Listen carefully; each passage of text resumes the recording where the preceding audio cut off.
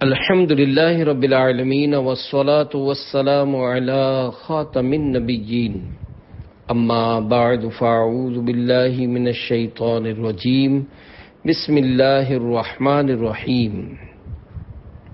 میٹھی عید اور میٹھی باتیں، دعائے عطار۔ یا اللہ پاک، جو کوئی 17 صفحات کا رسالہ میٹھی عید اور میٹھی باتیں پڑھ یا سن لے، اسے دیدار مصطفیٰ صلی اللہ علیہ وآلہ وسلم کی حقیقی عید نصیب فرما، مرتے وقت اس کا ایمان سلامت رہے اور اس کی بے حساب مغفرت ہو، آمین بجاہ النبی الامین صلی اللہ علیہ وآلہ وسلم۔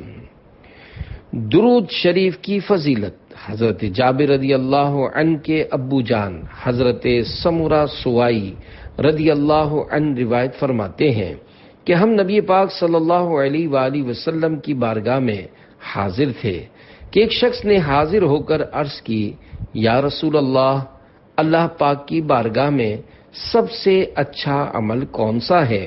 تو محبوب خدا صلی اللہ علیہ وآلہ وسلم نے ارشاد فرمایا، سچ بولنا اور امانت ادا کرنا۔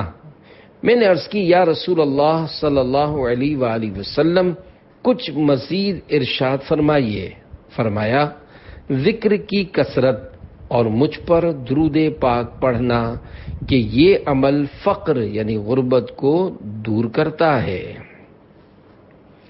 بہر رفع مرض و زحمت و رنج و کلفت، ڈھونڈتے پھرتے ہیں وہ لوگ کہاں کا تعویذ، تم پڑھو صاحب لولاک پہ کثرت سے درود، ہے عجب درد نہاں اور اما کا تعویذ۔ مشکل الفاظ کے معنی۔ بہر رفع دور کرنے کے لیے، زحمت یعنی تکلیف، رنج یعنی غم، کلفت یعنی تنگی پریشانی، درد نہاں چھپے درد۔ صلو علی الحبیب صلی اللہ علی محمد۔ عید کی خوشیاں دو بالا ہو گئیں۔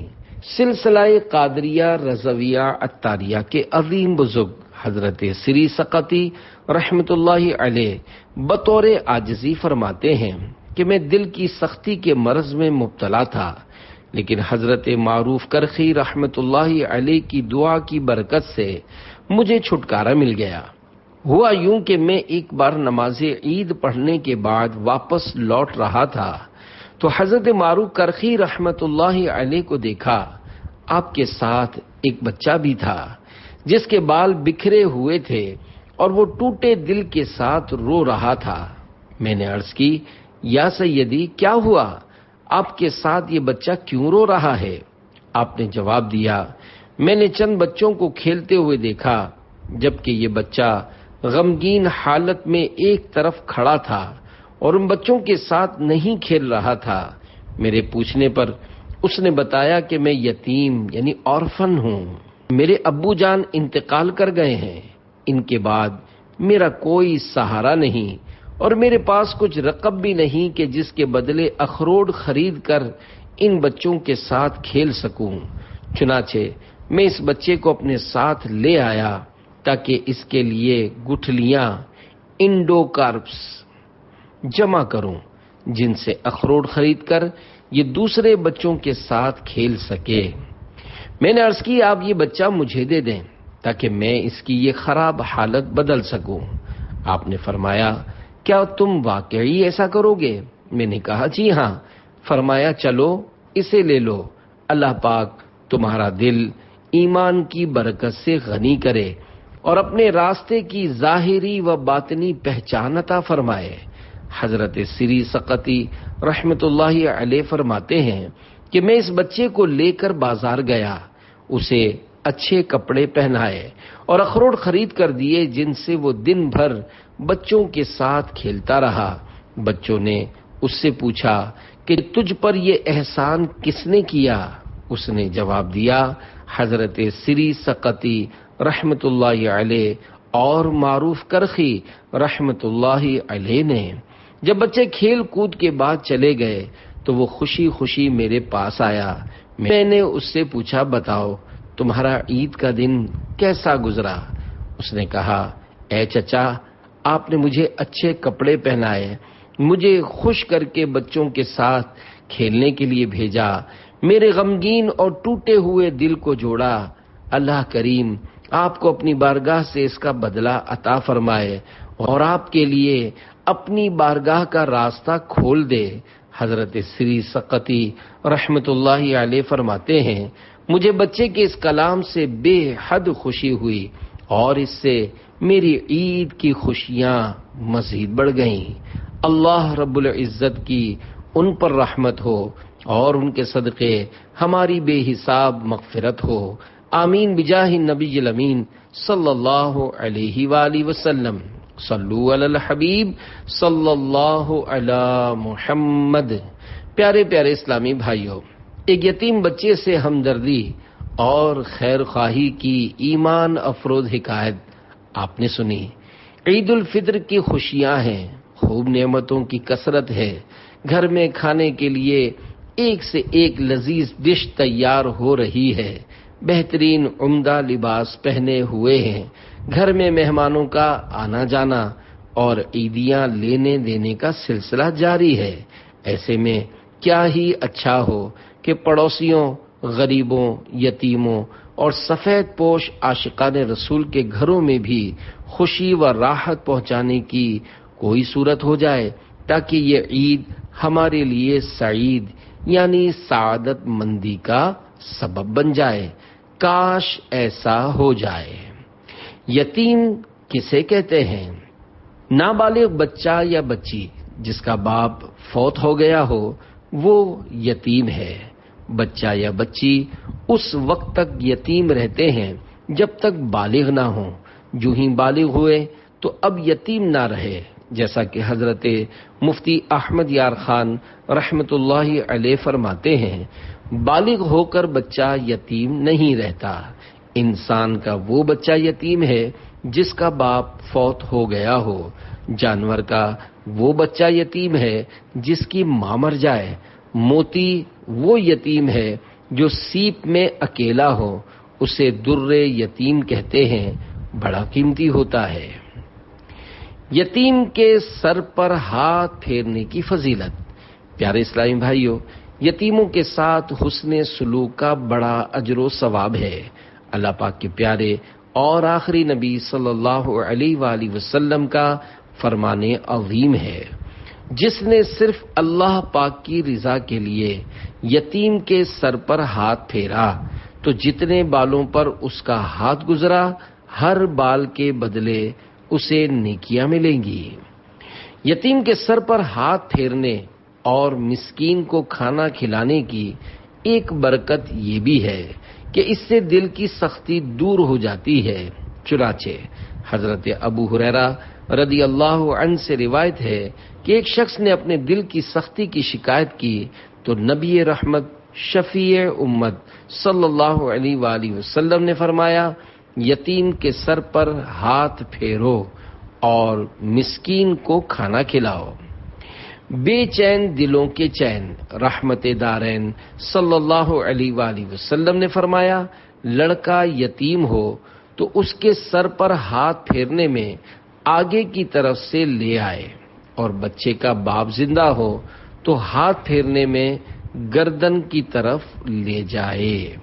وضاحت یعنی بچہ یتیم ہو تو سر کے اوپر سے پیشانی کی طرف ہاتھ پھیرو، اور اس کا باپ ہو تو پیشانی سے گدی کی طرف پھیرو۔ ضعیفوں، بے کسوں، آفت نصیبوں کو مبارک ہو، یتیموں کو، غلاموں کو، غریبوں کو مبارک ہو۔ یتیم بچی کی ایمان افروز نصیحتیں۔ حضرت حماد بن سلمہ رحمت اللہ علیہ فرماتے ہیں کہ ایک مرتبہ سردیوں کے موسم میں موسلا دھار بارش ہوئی۔ مسلسل بارش کی وجہ سے لوگوں کو پریشانی ہونے لگی۔ ہمارے پڑوس میں ایک عبادت گزار عورت اپنی یتیم بچیوں کے ساتھ ایک پرانے سے گھر میں رہتی تھی۔ بارش کی وجہ سے ان کے کچے گھر کی چھت ٹپکنے لگی اور پانی گھر میں آنے لگا۔ اس نیک عورت نے جب دیکھا کہ سردی کی وجہ سے بچے ٹھٹھر رہے ہیں اور بارش کا پانی مسلسل گھر میں گر رہا ہے جبکہ بارش رکنے کا نام تک نہیں لے رہی، تو اس نے اللہ پاک کی بارگاہ میں دعا کے لیے ہاتھ اٹھائے اور عرض کرنے لگی، اے میرے رحیم و کریم پروردگار، تو رحم اور نرمی فرمانے والا ہے، ہمارے حال زار پر رحم اور نرمی فرما۔ وہ نیک عورت ابھی دعا سے فارغ بھی نہ ہونے پائی تھی کہ فوراً بارش رک گئی۔ میرا گھر اس نیک عورت کے گھر سے بالکل ملا ہوا تھا اور میں اس کی دعا سن رہا تھا۔ جب میں نے دیکھا کہ اس کی دعا سے بارش بند ہو گئی ہے تو میں نے ایک تھیلی میں سونے کی 10 اشرفیاں ڈالی اور اس عورت کے دروازے پر پہنچ کر دستک دی۔ دستک سن کر عورت نے کہا، اللہ کرے کہ آنے والا حماد بن سلمہ ہو۔ جب میں نے یہ سنا تو کہا کہ میں حماد بن سلمہ ہی ہوں۔ میں نے تمہاری آواز سنی کہ تم دعا میں اس طرح کہہ رہی تھیں، اے نرمی فرمانے والے پروردگار، نرمی فرما۔ تو بتاؤ کہ اللہ پاک نے تم سے نرمی والا کیا معاملہ فرمایا؟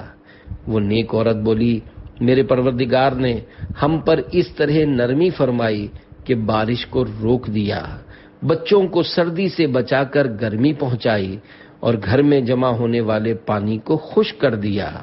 یہ سن کر میں نے سونے کی اشرفیوں والی تھیلی نکالی اور کہا، یہ کچھ رقم ہے، اسے تم اپنی ضروریات میں استعمال کرو۔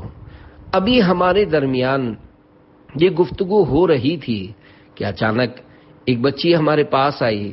اس نے اون کا پرانا سا کرتا پہنا ہوا تھا جو ایک جگہ سے پھٹا ہوا تھا اور اس پر پیوند یعنی پیچز لگے ہوئے تھے۔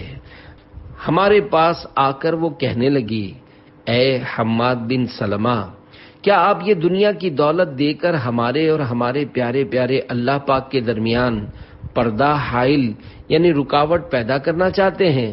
ہمیں ایسی دولت نہیں چاہیے جو ہمیں ہمارے پیارے رب عز و جل کی بارگاہ سے جدا کرنے کا سبب بنے۔ پھر اس نے اپنی ماں سے کہا، اے امی جان، جب ہم نے اللہ پاک سے اپنی مصیبتوں کی التجا کی تو اس نے فوراً ہی دنیا کی دولت ہماری طرف بھجوا دی۔ کہیں ایسا نہ ہو کہ ہم اس دولت کی وجہ سے اپنے مالک حقیقی کے ذکر سے غافل ہو جائیں اور ہماری توجہ اس سے ہٹ کر کسی اور کی طرف ہو جائے۔ پھر اس لڑکی نے اپنا چہرہ زمین پر ملنا شروع کر دیا اور کہنے لگی، اے ہمارے پاک پروردگار، ہمیں تیری عزت و جلال کی قسم، ہم کبھی بھی تیرے در سے نہیں جائیں گے، ہماری امیدیں صرف تجھ سے ہی وابستہ رہیں گی، ہم تیرے ہی در پر پڑے رہیں گے، اگرچہ ہمیں دھتکار دیا جائے لیکن ہم پھر بھی تیرے در کو نہیں چھوڑیں گے۔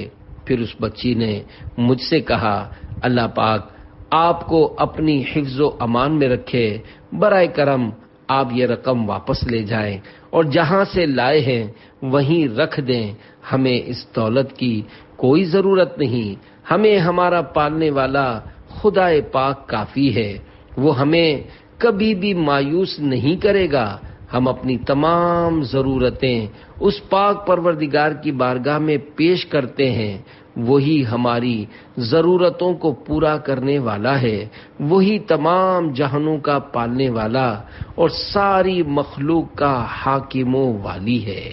اللہ رب العزت کی ان پر رحمت ہو اور ان کے صدقے ہماری بے حساب مغفرت ہو، آمین بجاہ نبی الامین صلی اللہ علیہ وآلہ وسلم۔ تمہارے در تمہارے آستاں سے میں کہاں جاؤں، نہ مجھ سا کوئی بے کس ہے نہ تم سا کوئی والی ہے۔ جنت میں لے جانے والا کام، جنتی ابن جنتی، صحابی ابن صحابی۔ حضرت عبداللہ بن عباس رضی اللہ عنہما فرماتے ہیں، حضور اکرم صلی اللہ علیہ وآلہ وسلم نے ارشاد فرمایا، جو کسی یتیم کو اپنے کھانے پینے میں شامل کرے تو اللہ پاک اس کے لیے یقینی طور پر جنت لازم فرما دیتا ہے، مگر یہ کہ کوئی ایسا گناہ کرے جو ناقابل بخشش ہو۔ ایک اور حدیث پاک میں ہے کہ اللہ پاک کے آخری نبی مکی مدنی محمد عربی صلی اللہ علیہ وآلہ وسلم نے ارشاد فرمایا، جو اپنے پاس رہنے والے یتیم لڑکے یا یتیم لڑکی سے بھلائی کرے تو میں اور وہ جنت میں ان کی طرح ہوں گے، اور اپنی 2 انگلیاں ملائیں، یعنی جیسے ان دونوں انگلیوں میں کوئی فاصلہ نہیں، ایسے ہی قیامت میں مجھ میں اور اس میں کوئی فاصلہ اور دوری نہ ہوگی۔ 5 بچے اور ٹرین کا سفر۔ ٹرین میں ایک غمزدہ شخص اپنی بہن اور اس کے 5 بچوں کے ساتھ سفر کر رہا تھا۔ وہ خود تو ٹرین کی کھڑکی کے پاس بیٹھا کسی گہری سوچ میں گم تھا، اور وقفے وقفے سے بہن کی ہلکی ہلکی سسکیوں کی آواز سن کر چپکے سے اسے تسلی دے دیتا، جبکہ بچے پورے ڈبے یعنی بوگی میں ادھم بازی کرنے میں مصروف تھے۔ کوئی ادھر بھاگتا تو کوئی ادھر، کوئی برتھ پر چڑھتا تو کوئی چھلانگے لگاتا۔ الغرض ٹرین کا ڈبہ کھیل کے میدان کا منظر پیش کر رہا تھا۔ دوسرے مسافر بچوں کی ان حرکتوں سے بڑے پریشان ہو رہے تھے۔ اتنے میں ایک شخص کو غصہ آ گیا، اور وہ اس غمزدہ شخص کو بچوں کا باپ سمجھتے ہوئے اس کے پاس آ کر کہنے لگا، جناب اپنے بچوں کو سنبھالیں، یہ ٹرین ہے یا کوئی بچوں کا پلے گراؤنڈ؟ کوئی ادھر بھاگ رہا ہے تو کوئی ادھر، اللہ نہ کرے چلتی ٹرین سے کوئی گر گیا تو؟ آپ تو سوچوں میں ایسے گم ہیں جیسے پتہ نہیں کیا ہو گیا ہے۔ غمزدہ شخص کا بند ٹوٹا اور وہ لڑکھڑاتی ہوئی زبان میں بولا، بھائی یہ میرے بچے نہیں بلکہ میرے بھانجے ہیں۔ آج صبح ان بچوں کے ابو فوت ہو گئے ہیں اور ہم جنازے میں جا رہے ہیں۔ ابھی ان بچوں کو پتہ نہیں ہے کہ ان کا باپ ہمیشہ کے لیے انہیں چھوڑ کر جا چکا ہے۔ آپ بتائیے میں کس طرح ان کھلتی کلیوں کو یہ دردناک خبر سناؤں؟ مجھ میں تو ان بچوں کو روکنے کی ہمت نہیں ہے۔ یہ سننا تھا کہ اس شخص سمیت سبھی مسافروں کا غصہ بچوں سے ہمدردی و محبت میں بدل گیا، اور اب سب مسافر بڑی ہمدردی اور شفقت بھری نظروں سے ان بچوں کی طرف دیکھ رہے تھے۔ پیارے پیارے اسلامی بھائیوں، یہ اگرچہ فرضی واقعہ ہی صحیح، لیکن ہمیں بہت کچھ سکھا رہا ہے۔ الحمدللہ ہمارے معاشرے میں ایسے افراد بھی پائے جاتے ہیں جو غریبوں، یتیموں، دکھ درد کے ماروں، بے سہاروں اور سفید پوش افراد کے ساتھ ہمدردی کرتے اور ان کے دکھ سکھ میں کام آتے ہیں، جو کہ ایک بہت بڑی نیکی ہے۔ کسی مسلمان کے دل میں خوشی داخل کرنا ویسے ہی ثواب کا کام ہے، اور اگر وہ کوئی غریب یا یتیم ہو تو اچھی اچھی نیتیں کر لینے سے ثواب اور بھی بڑھ سکتا ہے۔ افسوس آج حالات بہت بدل گئے ہیں۔ اب غریبوں اور یتیموں کے ساتھ ہمدردی و خیر خواہی کا جذبہ کم ہوتا دکھائی دے رہا ہے۔ گھر کے اطراف میں موجود ضرورت مندوں اور سفید پوش لوگوں کے ساتھ کم ہی لوگ تعاون کرتے ہیں۔ عید کا موقع ہو یا گھر میں خوشی کی تقریب، بچے کی شادی ہو یا رشتہ داروں کے لیے افطاری کا پروگرام، اگر کسی نے توجہ دلا دی تو بچا ہوا کھانا کسی غریب کو دے دیا جاتا ہے، ورنہ خوشیوں کے موقع پر ان غریبوں کی یاد نہ ہونے کے برابر ہے۔ کیا آپ جانتے ہیں کہ اچھا گھر اور برا گھر کون سا ہے؟ آئیے اس بارے میں فرمان مصطفیٰ صلی اللہ علیہ وآلہ وسلم سنیے۔ مسلمانوں کے بہترین گھر، جنتی صحابی حضرت ابو ہریرہ رضی اللہ عنہ فرماتے ہیں، رسول پاک صلی اللہ علیہ وآلہ وسلم نے ارشاد فرمایا، مسلمانوں میں بہترین گھر وہ گھر ہے جس میں یتیم ہو، جس سے اچھا سلوک کیا جاتا ہو، اور مسلمانوں میں بدترین گھر وہ گھر ہے جس میں یتیم ہو، جس سے برا سلوک کیا جاتا ہو۔ حضرت مفتی احمد یار خان رحمت اللہ علیہ اس حدیث پاک کی شرح میں فرماتے ہیں، یتیم سے حسن سلوک کی بہت صورتیں ہیں، اس کی پرورش، اس کے کھانے پینے کا انتظام، اس کی تعلیم و تربیت، اسے دیندار نمازی بنانا، سب ہی اس میں داخل ہے۔ غرض کہ جو سلوک اپنے بچے سے کیا جاتا ہے وہ یتیم سے کیا جائے، یہ کلمہ بہت ہی جامع ہے۔ مصطفیٰ جان رحمت صلی اللہ علیہ وآلہ وسلم نے فرمایا، جس دسترخوان ڈائننگ میٹ پر یتیم ہوتا ہے، شیطان اس دسترخوان کے قریب نہیں جاتا۔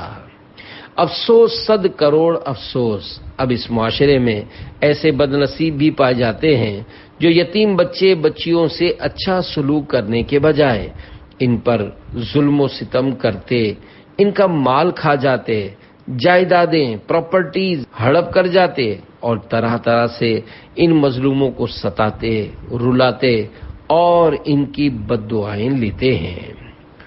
منہ سے آگ نکل رہی ہوگی۔ حضرت ابو ہریرہ رضی اللہ عنہ سے روایت ہے کہ رسول اکرم صلی اللہ علیہ وآلہ وسلم نے ارشاد فرمایا، بروز قیامت اللہ پاک ایک قوم کو ان کی قبروں سے اس حالت میں اٹھائے گا کہ ان کے منہ سے بھڑکتی ہوئی آگ نکل رہی ہوگی۔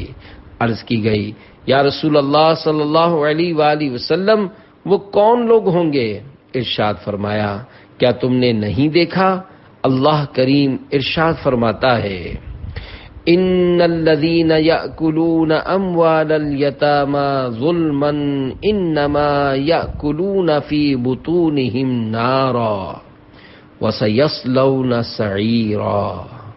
ترجمہ کنز ایمان، وہ جو یتیموں کا مال ناحق کھاتے ہیں وہ تو اپنے پیٹ میں نری آگ بھرتے ہیں، اور کوئی دم جاتا ہے کہ بھڑکتے دھڑے یعنی بھڑکتی آگ میں جائیں گے۔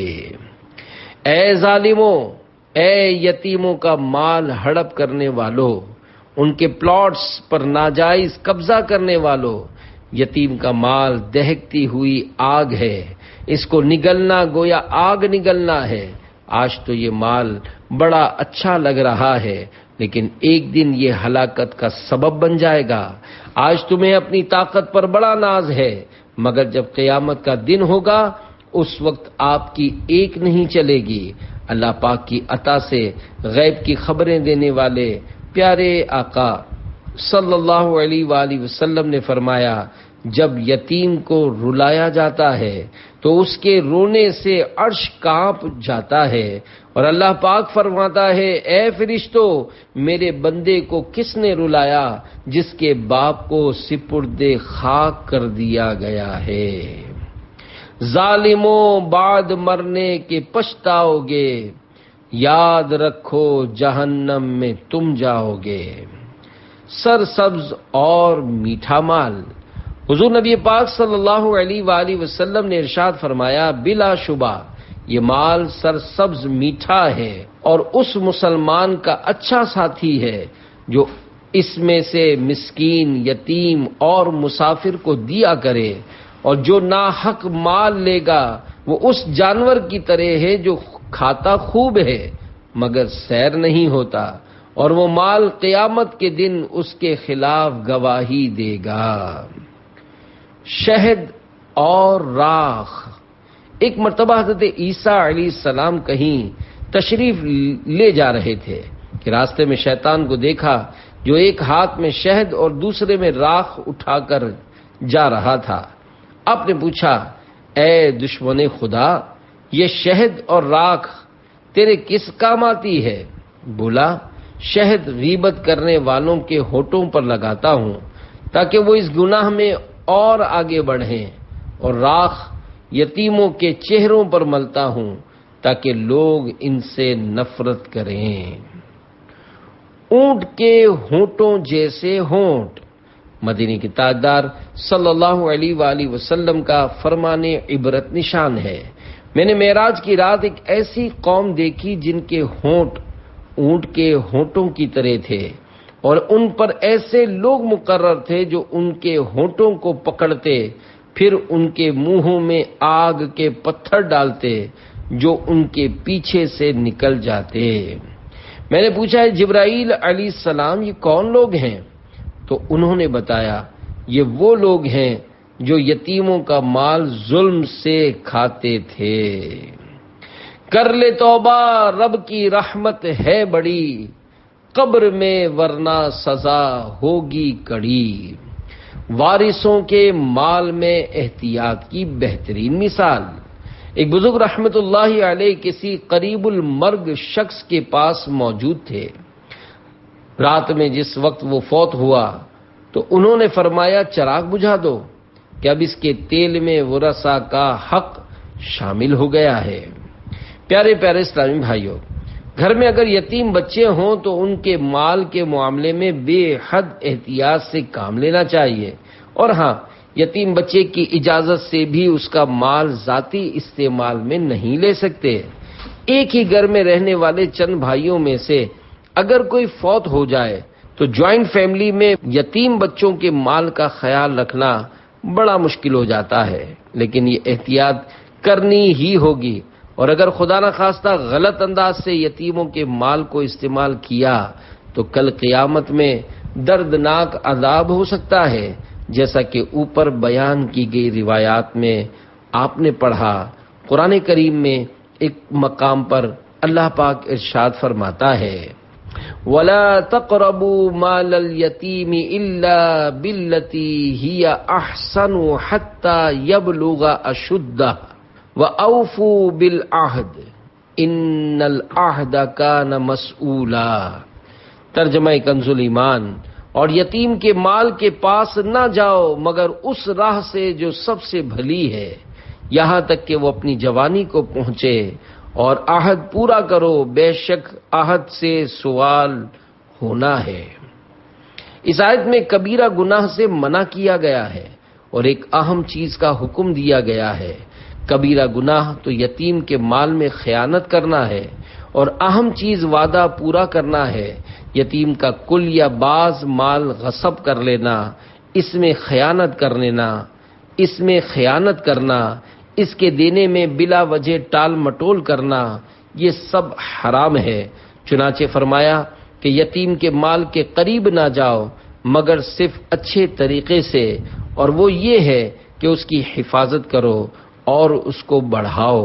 اس سے معلوم ہوا کہ یتیم کا ولی یعنی سرپرست یتیم کے مال سے تجارت وغیرہ کر سکتا ہے، جس سے اس کا مال بڑھے، کہ یہ احسن یعنی اچھے طریقے میں داخل ہے، اور ایسے ہی جس سے اس کا مال بڑھے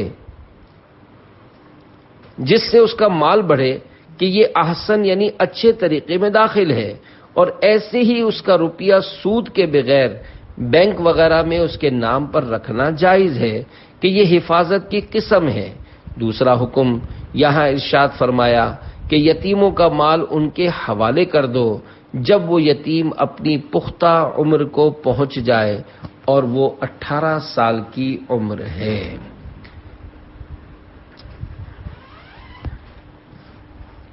یتیم کے مال کی حفاظت کرنے والا قاضی۔ ابو القاسم عبید اللہ بن سلیمان کہتے ہیں کہ میں موسیٰ بن بغا کا کاتب تھا۔ اس وقت ہم یعنی ایران کے دارالحکومت جس کا نام اب تہران ہے میں تھے، اور وہاں کے قاضی حضرت احمد بن بدیل کوفی رحمت اللہ علیہ تھے۔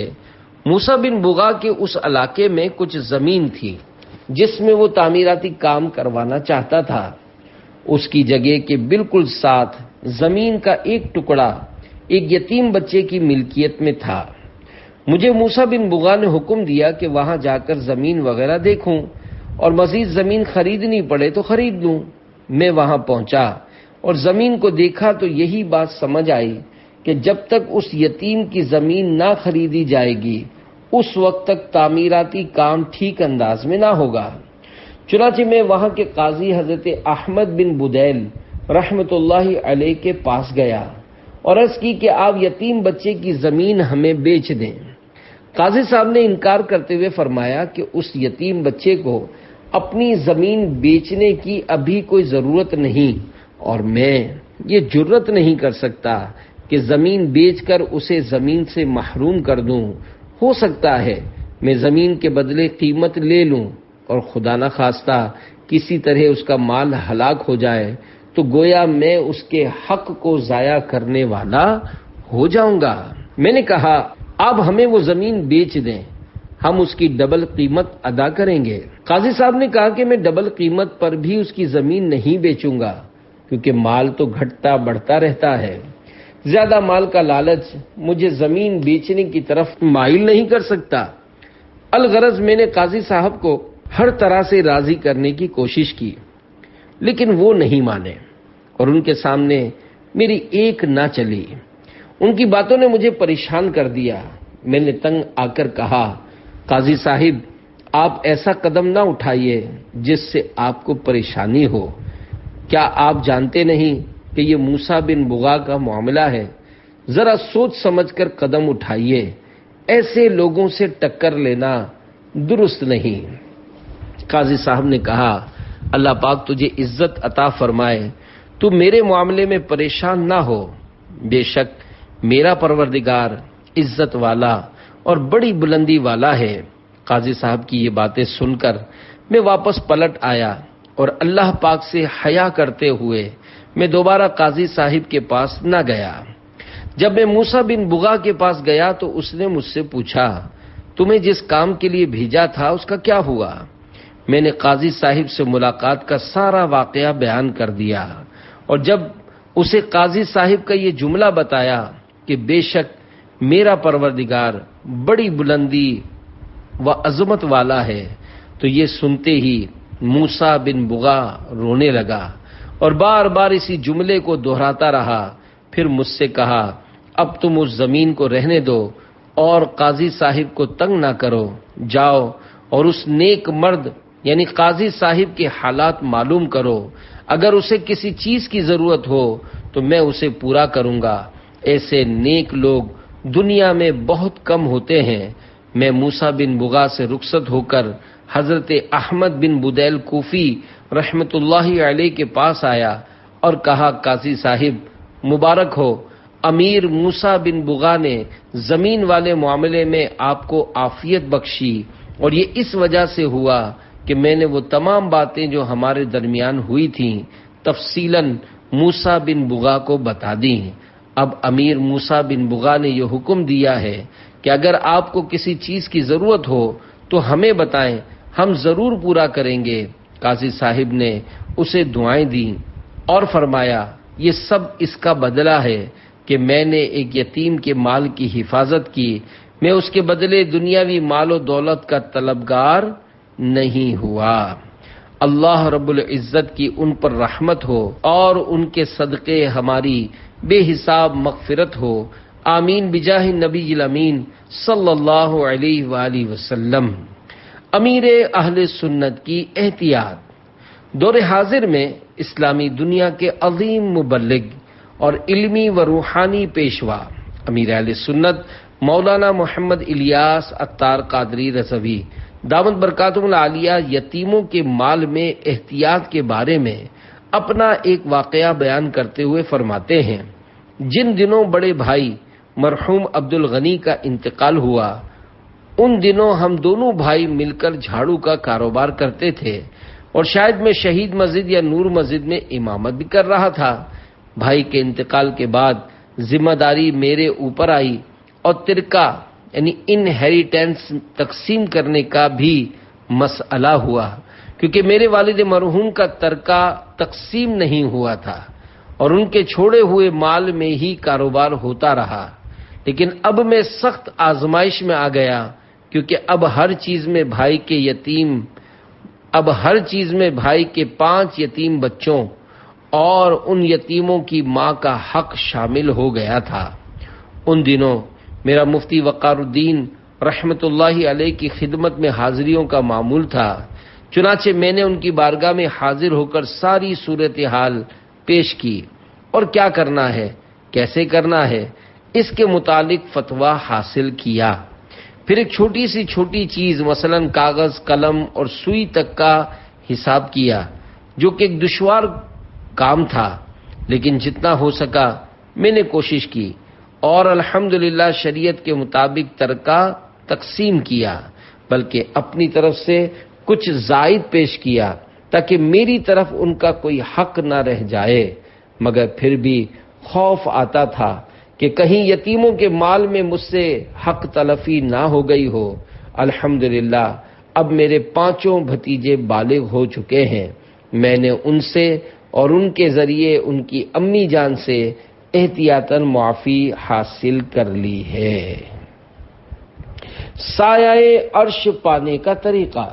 اے غریبوں اور یتیموں کا درد رکھنے والے اسلامی بھائیوں، آئیے یہ عہد کریں کہ ہم یتیموں کے حقوق کی حفاظت کریں گے، بے سہارا اور غریب لوگوں کو خوشیاں فراہم کرنے کا ذریعہ بنیں گے۔ اپنے ارد گرد نظر دوڑائیے، اپنے رشتہ داروں، پڑوسیوں، محلے داروں وغیرہ میں اگر کوئی یتیم بچہ، بچی یا ایسی بیوہ خاتون ہو جس کا گزر بسر مشکل سے ہو رہا ہو، تو بالخصوص اس میٹھی عید کے خوشی کے موقع پر اور عام حالات میں بھی ان کی کفالت یعنی گارڈین شپس کی کوشش فرمائیے۔ ہر ماہ ان کے گھر راشن ڈلوا دیجیے۔ عید کے موقع پر یتیم بچوں کو نئے اور خوبصورت کپڑے پہنچا دیں۔ عیدی کے طور پر کچھ مناسب رقم باعزت طریقے سے پیش کر کے ان غریبوں، بے سہاروں اور درد مندوں کے دل کی دعائیں لیں۔ اللہ پاک کے آخری نبی مکی مدنی محمد عربی صلی اللہ علیہ وآلہ وسلم نے ارشاد فرمایا، جو کسی یتیم یا بیوہ کی کفالت کرے، اللہ پاک اس کو بروز قیامت عرش کا سایہ عطا فرمائے گا۔ اللہ پاک ہم سب کو اپنی راہ میں خرچ کرنے، غریبوں، یتیموں کے ساتھ اچھا سلوک کرنے اور ان میں خوشیاں بانٹنے کی توفیق عطا فرمائے۔ آمین بجاہ النبی الامین صلی اللہ علیہ وآلہ وسلم۔ حضرت انس رضی اللہ عنہ سے روایت ہے کہ رسول کریم صلی اللہ علیہ وآلہ وسلم عید الفطر کے دن یعنی نماز عید کے لیے تشریف نہ لے جاتے جب تک چند کھجوریں نہ کھا لیتے، اور آپ طاق عدد میں کھجور